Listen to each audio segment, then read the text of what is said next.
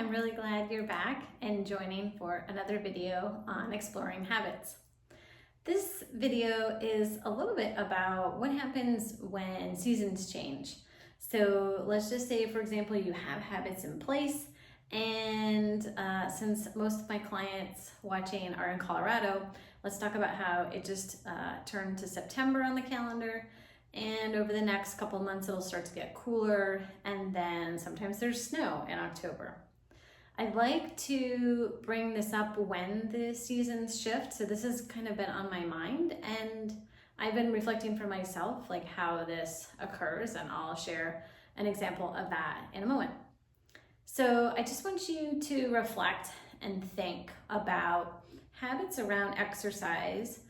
And so for some of you, when it comes to be cooler weather in wintertime, or particularly even icy, you may find that you don't want to be outside walking on the streets. And so if you'd already had a regular walking habit in the summer, what happens when the weather changes?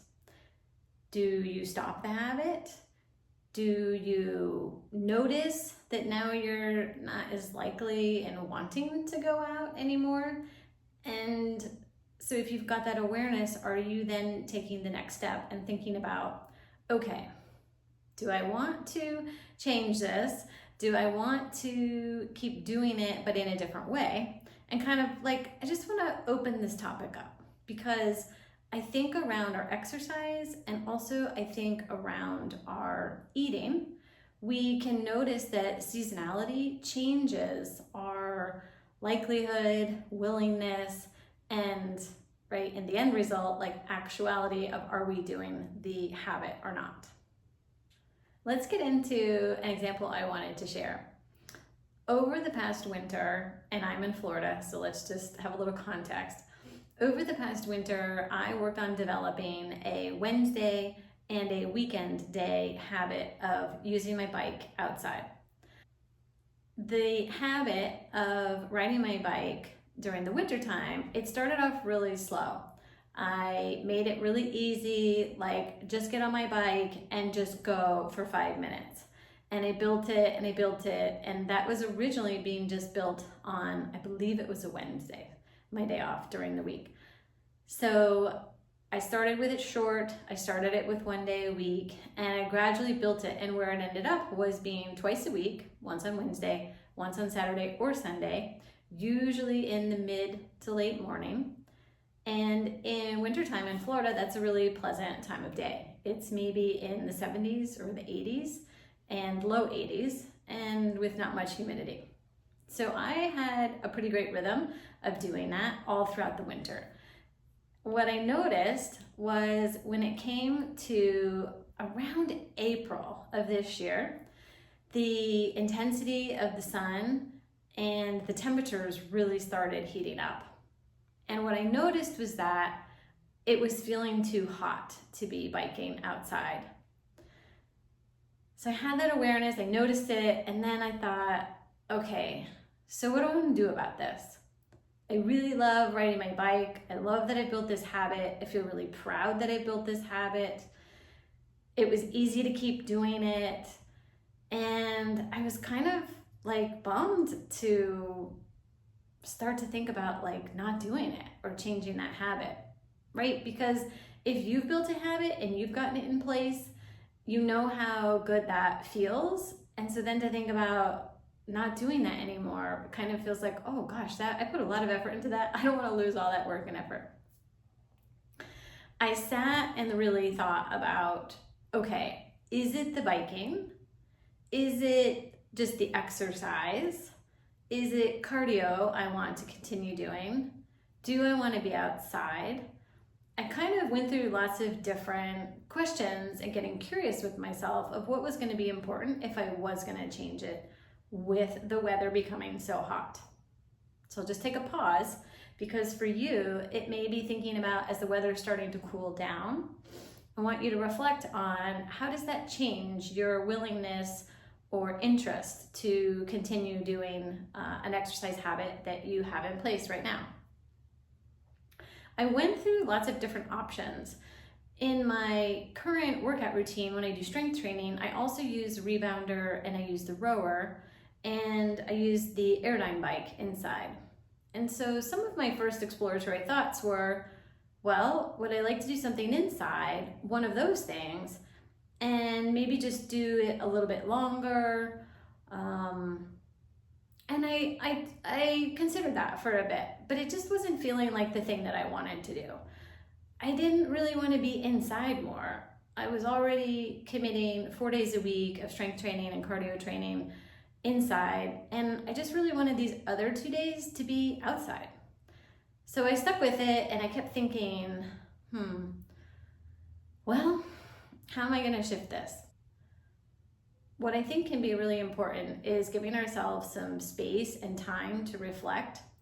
If we've noticed that a habit that we've had in place is now getting difficult to do, I'm really encouraging you to get curious and start to look at it from different angles and ask yourself things like, oh, I'm noticing this is something I don't really want to do. I wonder what that's about. Like, what are the things affecting this habit, and why is this getting harder?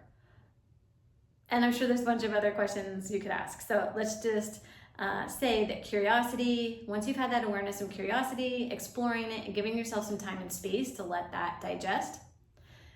Because I want to share that at some point around this time in April, I either checked the temperature of the water in the pool, or I saw Brad go in the pool, and at that time something clicked for me, and I thought, oh, since the pool's not heated in the wintertime, it's quite chilly, actually.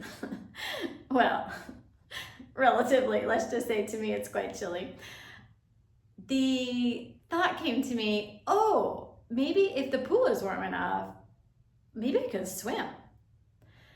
And so that just kind of got me, a little bit excited of thinking about, well, what would that look like? And could that work? And so on and so forth.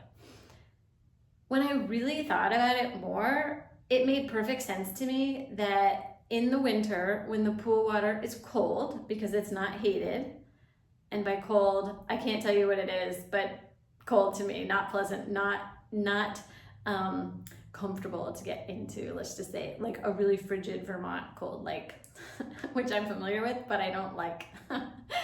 So, right, this idea of the water temperature being quite chilly in the winter, but at that time of year, the air is not too hot, and that's a really pleasant time to be outside biking.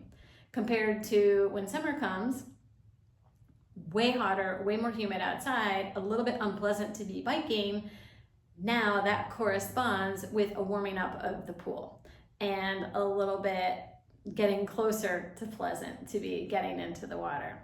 I think it's gonna work out pretty well. I'll let you know, because we're heading into the fall season, and I'm not sure when that edge is gonna be of when the pool's starting to get too chilly for me to wanna get in. So I share all that with you, and that's a pretty long story because I want you to get curious about, what does this look like for you?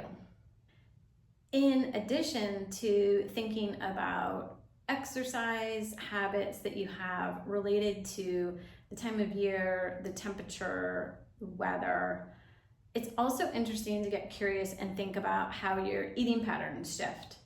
For example, someone in summertime, if it's hot where they live, they might be more inclined to eat lots of cooling, juicy fruits. They might be interested in making fresh, crisp, cool salads, and that could feel really nourishing and interesting and tasty.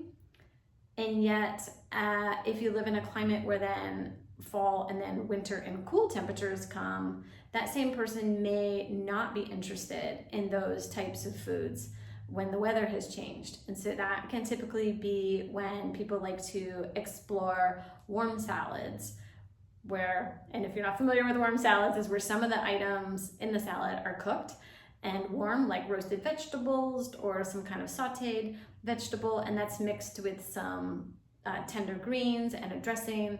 And so you might notice that you shift more towards liking that, or soups or stews, something a little bit more hearty. I say that even though it seems obvious that the change of seasons, that's like, yeah, duh, we prefer those different things, it still can trip us up, particularly if we've had a habit that we like, that's working out really well for us. Maybe we have a big hearty salad every lunch or dinner or whatever in summer, and then we notice as the weather is getting cooler, we're not buying those ingredients and eating that anymore, and so something else is filling its place, and we may not have been as thoughtful as what that is that's filling its place. So I mentioned that in case you've noticed that happening for you.